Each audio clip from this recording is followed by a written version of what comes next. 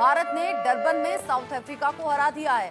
South Africa को भारत ने 61 run से हराया और खास बात रही संजू सैमसन की पारी में। संजू सैमसन ने अपना कमाल दिखाया और संजू सैमसन के शतक के साथ ही भारत ने ये शानदार जीत दर्ज की है। 61 रन के अंतर से साउथ अफ्रीका को हरा दिया है भारत ने।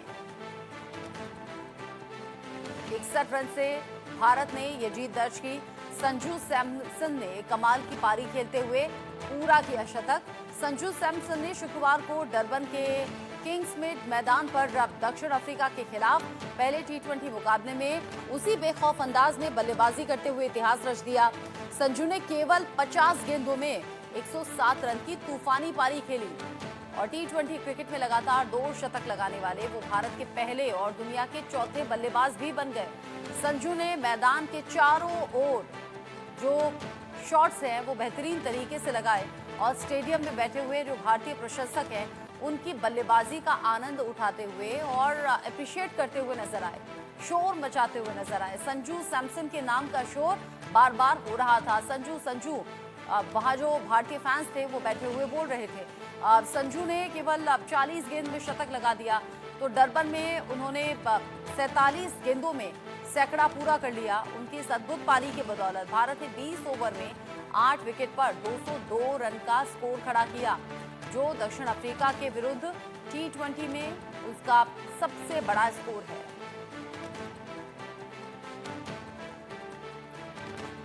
इस खबर को लेकर बात करने के लिए मेरे साथ में जुड़ गए हैं स्पोर्ट्स एडिटर मनोज जोशी। मनोज जी, एक तो भारत ने शानदार जीत दर्ज कर ली, ये अच्छी बात, लेकिन चर्चे बहुत ज्यादा हो रहे हैं संजू सैमसन के। जी हाँ, बिल्कुल। जो खिलाड़ी 47 गेंद पर सेंचुरी बनाए, इतिहास पुरुष बन जाए कि भारतीय खेल इतिहास में टी20 क्रिकेट में लगातार 2 मैचों में सेंचुरी बनाने का जिसके नाम रिकॉर्ड दर्ज हो जाए, और वो भी 50 गेंदों से के अंदर अंदर सेंचुरी बनाई थी उन्होंने बांग्लादेश के खिलाफ पिछले दिनों। तो जिस तरह से इन्होंने खेला है, जिस तरह से बल्लेबाजी की है, जिस तरह से क्लीन हिटिंग की है, बेखौफ बल्लेबाजी की है, वो अपने आप में काबिले तारीफ है। गेंद को कैसे सेंटर किया जाता है, बल्ले के बीचों बीच लिया जाता है, उस तरह से क्लीन हिटिंग आपको बहुत कम देखने को मिलेगी और उसमें फंसते हुए नहीं दिखे हैं। और जो लॉन्ग ऑन और लॉन्ग ऑफ के ऊपर से उन्होंने जो छक्के लगाए हैं, इसके अलावा मिड विकेट के ऊपर से उन्होंने कई छक्के लगाए और खासकर स्पिनर्स के सामने जिस तरह से उन्होंने कदमों का इस्तेमाल किया, कहाँ बैकफुट पे जाना है, कहाँ बैकफुट पंच खेलने हैं, कहाँ फ्रंट फुट पर स्ट्रेट खेलना है, मिड विकेट बाउंड्री लगानी है, ये वाकई उन्होंने दिखा दिया कि बेखौफ बल्लेबाजी क्या होती है। बेखौफ बल्लेबाजी और साथ ही साथ लगातार दूसरी बार ऐसा करने वाले पहले खिलाड़ी भी बन गए। हिंदुस्तान में जिस तरीके से संजू सैमसन की चर्चा अब हो रही है, जाहिर सी बात है कि आप तो स्पोर्ट्स एडिटर हैं, आप तो स्पोर्ट्स को कवर करते हैं, तो आपने उन बारीकियों को देखा और समझा होगा। संजू सैमसन जो कि विकेट कीपर के तौर पर कमाल करते रहे हैं, अब बल्ले से इस तरीके का कमाल, इसके पीछे बारीकियां क्या नजर आती हैं? क्या उनका बड़ा कॉन्फिडेंस, क्या इससे पहले जिस तरीके से शतक लगाया, क्या वो जहन में रहा होगा, या फिर जो हमने बताया जो दर्शक बैठे हुए वहां पर संजू संजू लगातार नारे लगा रहे थे, लगातार उनका नाम ले रहे थे, क्या उससे भी कॉन्फिडेंस बढ़ता है, हौसला बढ़ता है? देखिए, अभी तक के उनके खेल के जो उनका बैकग्राउंडर है, अगर आप देखेंगे तो वो ऐसी पारियां पहले भी खेलते रहे हैं, लेकिन दिक्कत ये थी कि उसमें कंसिस्टेंसी लेवल कम था, यानी निरंतरता की कमी थी। क्योंकि एक मैच में हमने शारजाह में भी देखा था उनको बहुत धुआंधार बल्लेबाजी करते हुए, लेकिन उसके बाद वो उसको मेंटेन नहीं कर पा रहे थे अगले कई पारियों में। यही कुछ हमने वनडे में भी देखा, उनका एवरेज बहुत अच्छा था लेकिन कंसिस्टेंसी की कमी थी। तो अब क्योंकि लगातार बैक टू बैक उन्होंने 2 सेंचुरी बनाई हैं, 2 अलग अलग मुल्कों के खिलाफ, जो दर्जे की थी, उनके पेसर बहुत शानदार थे। वहां पर उन्होंने जिस तरह से कदमों का इस्तेमाल किया, जिस तरह से उन्होंने बेखौफ होकर बल्लेबाजी की, ताबड़तोड़ अंदाज उनका देखने को मिला, वही कुछ उसको उन्होंने मेंटेन किया, कैरी फॉरवर्ड किया। अब अच्छा यही लगेगा कि अब ये इसी तरीके से अपनी पारियां आगे बढ़ाते रहें। देखिए, हर मैच में सेंचुरी बनाना संभव नहीं होता, लेकिन अगर आप अपनी मौजूदगी का एहसास कराते हैं, रन बनाते हैं निरंतर भारतीय टीम के लिए, तो मैं समझता हूं कि इनको व्हाइट बॉल क्रिकेट में, खासकर टी20 के फॉर्मेट में, नंबर 1 विकेट कीपर बनते हुए देर नहीं लगी। अच्छा, ये भी बता दीजिए, जब संजू सैमसन की इतनी चर्चा हो रही है, टीम इंडिया के ओवरऑल प्रदर्शन को आप कैसे देखते हैं?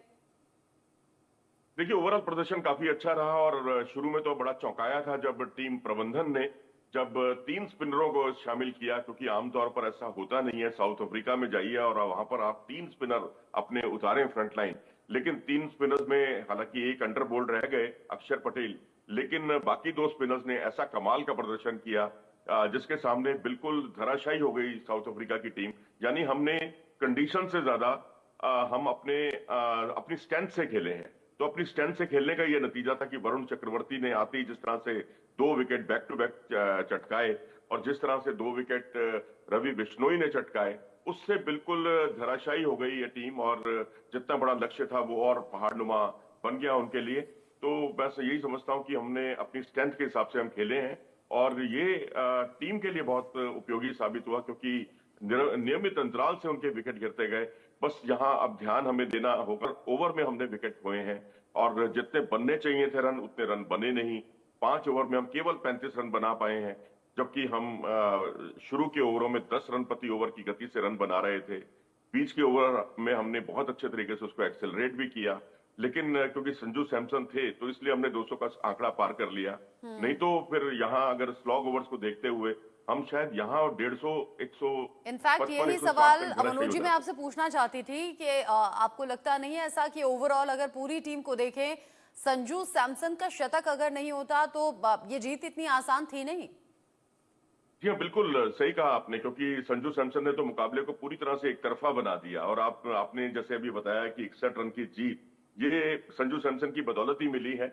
लेकिन जो हमारे स्पिन गेंदबाजी है उनको भी पूरा श्रेय दिया जाना चाहिए, क्योंकि जिस तरह से वरुण चक्रवर्ती ने गेंद को थोड़ा सा आगे रखा और जो लेंथ में लगातार बदलाव करते रहे दोनों प्लेयर, और जिस तरह से गुगली का बहुत अच्छा इस्तेमाल किया रवि बिश्नोई ने, वो अपने आप में काबिले तारीफ था। लेकिन ओवरऑल जो हमारा परफॉर्मेंस है खासकर स्लॉग ओवर में वो बहुत ही खराब था और इस पर बहुत ज्यादा ध्यान देने की जरूरत है, क्योंकि कई बार एक्सेलरेट करने में हम जबकि विकेटें हमारे पास थी, सबसे बड़ी बात है विकेट ना हो और आप रन ना बना पाए तो बात समझ में आती है। जब आपके पास विकेटें हैं और आप हर ओवर में विकेट खो रहे हैं, जो 15 ओवर के बाद हमने देखा एक अलग ही कहानी देखने को मिली, क्योंकि उससे पहले हमने 15 ओवर में 3 विकेट खोए थे और अगले 5 ओवर में हमने जो है 5 विकेट खो दिए। तो ये एक साइन था बाकी जिस पर हमें ध्यान देने की जरूरत है। और दूसरा, संजू सैमसन जिस तरह से खेल रहे हैं, जिस अंदाज में खेल रहे हैं बेखौफ होकर, मैं समझता हूँ टीम इंडिया का एक प्लेयर हर मैच में इस तरह से बल्लेबाजी करेगा तो तमाम कमजोरियों पर वो निजात भी पालेगा भारतीय टीम की। लेकिन बेहतर यही होगा कि ये कंसिस्टेंसी लेवल जो है संजू सैमसन का बना रहे। अब मुझे ये भी बताइए, सीरीज का पहला मुकाबला जीत लेना बाकी मुकाबलों पर कैसे असर डालता है? और मैं साउथ अफ्रीका के लिहाज से भी पूछ लेती हूँ, पहला मुकाबला हार जाना फिर बाकी मैचेस पर क्या असर होगा? मेंटली, साइकोलॉजिकली, फिजिकली कैसा होगा बाकी? देखिए, मनोबल बढ़ता है आपका और मनोबल जब बढ़ता है तो फिर बाकी जो और खिलाड़ी जो संजू सैमसन की तरह परफॉर्म नहीं कर पाए हैं वो वैसा परफॉर्म करेंगे। अपनी उनका मंथन चिंतन चलेगा, गलतियां कहां हुई हैं। लेकिन रही बात साउथ अफ्रीका की, तो ये मानना होगा कि साउथ अफ्रीका ने कई प्रयोग भी किए हैं, कई युवा खिलाड़ियों को मौका दिया है। हमने उतने ज्यादा मौके नहीं दिए। हम तो सोच रहे थे शायद रमनदीप खेलेंगे या यश ठाकुर खेलेंगे, लेकिन ठीक है, पहला मैच जीतना बहुत ज्यादा, जैसा कि आपने कहा, बहुत महत्वपूर्ण होता है, इसलिए हम प्रयोगों से बचे हैं। तो अब हो सकता है कि अब आने वाले मैचों में शायद कुछ प्रयोग देखने को मिले। शायद एक मैच की और बढ़त भारत हासिल करे। उसके बाद 2 मैचों के बाद निश्चित तौर पर आपको कुछ यंगस्टर जिन्होंने बहुत अच्छा परफॉर्म किया है वो परफॉर्म करते हुए दिखाई दें, क्योंकि साउथ अफ्रीका को ये बहुत ज्यादा प्रयोग करना महंगा भी साबित हुआ।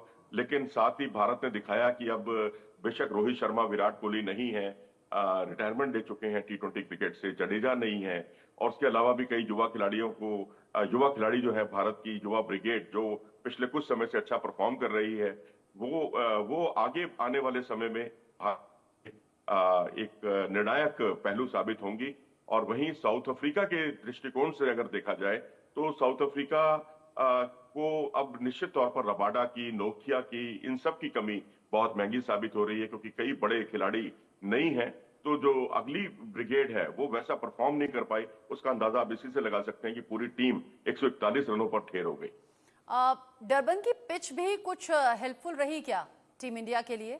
और अगर पिच हेल्पफुल रहती तो मुझे लगता है साउथ अफ्रीका को भी इसका फायदा मिलता। देखिए, स्पिनर तो उनके पास भी थे, उनके पास जो केशव महाराज थे, लेकिन वैसा परफॉर्मेंस दिखा नहीं क्योंकि संजू सैमसन ने उनकी रिदम पूरी तरह से बिगाड़ दी थी, क्योंकि वो स्पिनर्स को बहुत अच्छा खेलते हैं, स्पिनर्स के सामने कदमों का बहुत अच्छा इस्तेमाल करते हैं, और जब जब वो उनके सामने आए वो बिल्कुल असहाय से दिखाई दिए। लेकिन भारतीय स्पिनर्स के सामने उनकी जो बल्लेबाजी थी, साउथ अफ्रीका के नामी बल्लेबाजों की, वो बिल्कुल धराशायी हो गई। उसने एक तरह से मैं कहूंगा घुटने टेक दिए। विकेट का बिल्कुल ठीक कहा आपने कि थोड़ी सी धीमी थी। साउथ अफ्रीका के जो और ट्रैक है, अन्य ट्रैक है, उनकी तुलना में ये थोड़ी सी धीमी विकेट है। लेकिन भारतीय जो विकेटें हैं उससे वो इतनी भारतीय विकेटों की तरह धीमी भी नहीं है। लेकिन वहां पर स्पिनर्स चल सकते हैं, लेकिन 3-3 स्पिनर्स को खिलाया जाएगा। अक्षर पटेल को तो शायद इसलिए खिलाया गया कि वो बल्लेबाजी में माहिर हैं।